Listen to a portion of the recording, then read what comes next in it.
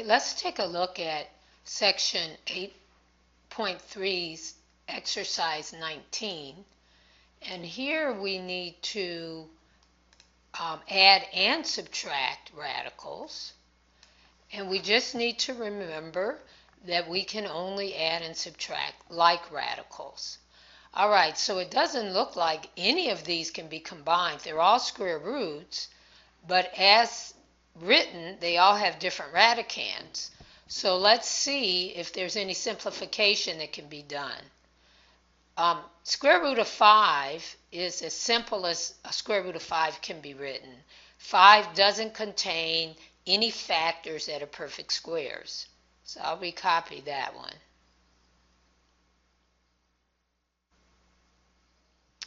Now, when I look at minus 6 times the square root of 50, I realize that 50 is not a perfect square, but it does contain a factor of 25.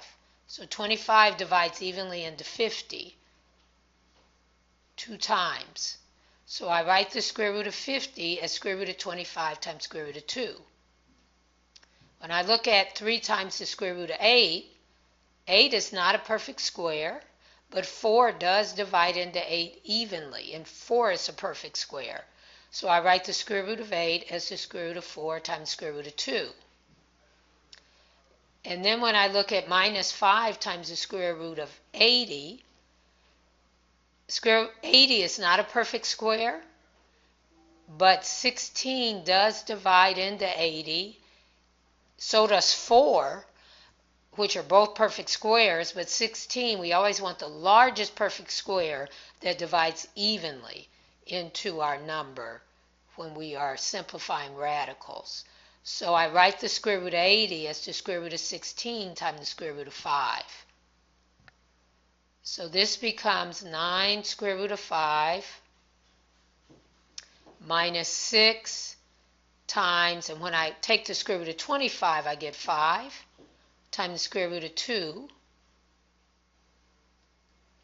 plus 3 times, and the square root of 4 is 2, so that's 3 times 2 times the square root of 2 minus 5 times the square root of 16, which is 4 times the square root of 5. So remember, the coefficient in front of a radical is actually being multiplied times that radical. So this simplifies to 9 times the square root of 5 minus 30 times the square root of 2 plus 6 times the square root of 2 minus 20 times the square root of 5. So this is the expression with every radical in its simplest form. So I can combine 9 square root of 5 and minus 20 square root of 5. Those are both square roots with a radicand of 5. And I can combine minus 30 square root 2 with positive 6 square root 2. Those can be added. So 9 minus 20 is negative 11 times the square root of 5. And minus 30 plus 6 is minus 24, or negative 24, times the square root of 2. These cannot be combined because even though they're both square roots, they have different radicands. So here I have the radicand of 5. Here I have a radicand of 2. So those are unlike radicals, and this is as simple